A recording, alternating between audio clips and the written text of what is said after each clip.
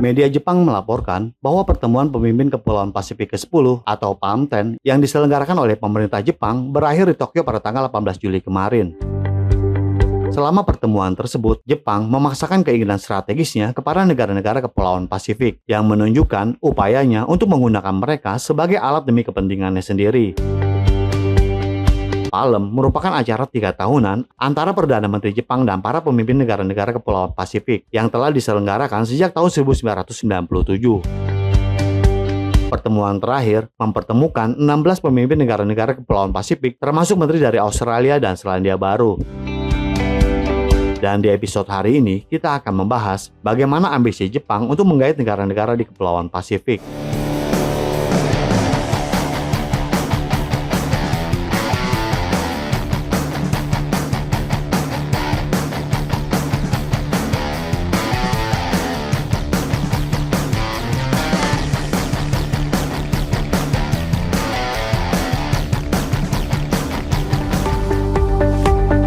Pertemuan tersebut merilis sebuah deklarasi dan rencana aksi bersama. Deklarasi tersebut menegaskan kembali pentingnya tatanan internasional yang bebas dan terbuka berdasarkan aturan, dan termasuk menyetujui penekanan Jepang perihal pembuangan air yang terkontaminasi nuklir dari pembangkit listrik tenaga nuklir Fukushima Daiichi. Rencana aksi bersama tersebut menetapkan 7 bidang kerjasama antara Jepang dan negara-negara Kepulauan Pasifik, termasuk perdamaian dan keamanan, perubahan iklim dan bencana, serta teknologi dan konektivitas. Khususnya di bidang perdamaian dan keamanan, Jepang akan memperkuat pertukaran pertahanan dengan negara-negara Kepulauan Pasifik melalui persinggahan di Pelabuhan Pasifik oleh pesawat dan kapal pasukan bela diri Jepang. Pertemuan tersebut memperlihatkan 3 ciri khas. Yang pertama, Jepang terlihat sangat mementingkannya. Jepang tidak sering memiliki kesempatan untuk menyelenggarakan pertemuan seperti ini. Oleh karena itu, sebelum pembukaannya, Tokyo telah memiliki cara konsultasi untuk mengarahkan pertemuan, termasuk arah dan topiknya demi keuntungannya sendiri. Pada bulan Maret misalnya, Menteri Pertahanan Jepang Kihara Minoru mengadakan pertemuan dengan rekan-rekannya dari Kepulauan Pasifik di Tokyo dengan tujuan untuk meningkatkan kerjasama keamanan mereka. Menteri Luar Negeri Jepang Kamikawa Yoko juga mengunjungi negara-negara Kepulauan Pasifik seperti Samoa dan Fiji pada bulan Februari.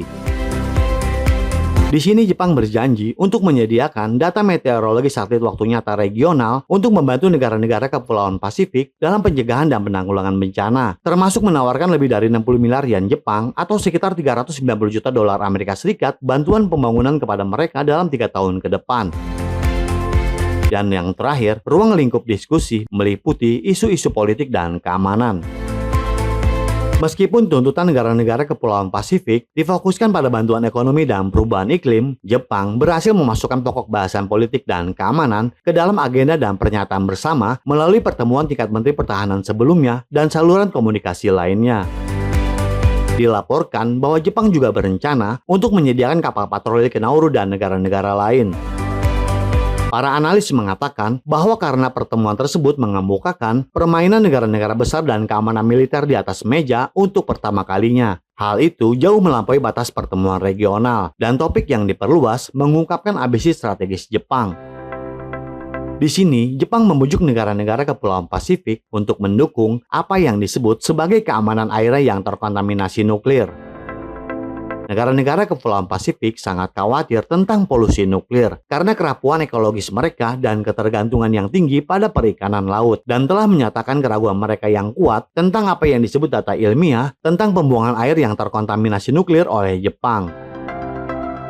Jepang menawarkan paket mewah bantuan pada pertemuan tersebut dan membuat komitmen untuk tanggap iklim dan pencegahan serta bantuan bencana dengan harapan memperoleh pengertian dari negara-negara Kepulauan Pasifik atas pembuangan air yang terkontaminasi nuklir sehingga akan mengurangi kritik dari masyarakat internasional.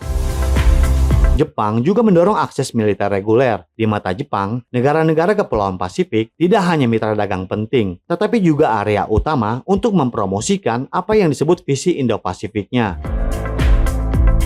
Jepang ingin membawa mereka ke dalam aliansinya dengan Amerika Serikat guna mencapai akses militer reguler ke wilayah tersebut. Bahkan, Jepang juga telah mengirimkan tim kerjasama bergerak atau MCT ke Kepulauan Marshall dan Negara Federasi Mikronesia pada bulan Januari untuk latihan pencarian dan penyelamatan di laut dengan tujuan untuk memperkuat kemampuan operasional penjaga pantai Jepang di Pasifik.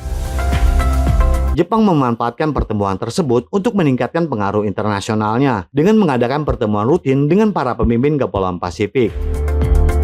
Jepang mencoba memelihara hubungan yang luas dan langgeng dengan mereka dan secara bertahap masuk ke dalam urusan politik dan keamanan mereka melalui penyediaan bantuan sehingga dapat mengamankan mereka sebagai kekuatan yang stabil di belakang perluasan pengaruh internasional Jepang. Jadi bagaimana menurut Anda? Silakan berikan komentarnya di kolom komentar kami. Terima kasih dan sampai jumpa di episode berikutnya.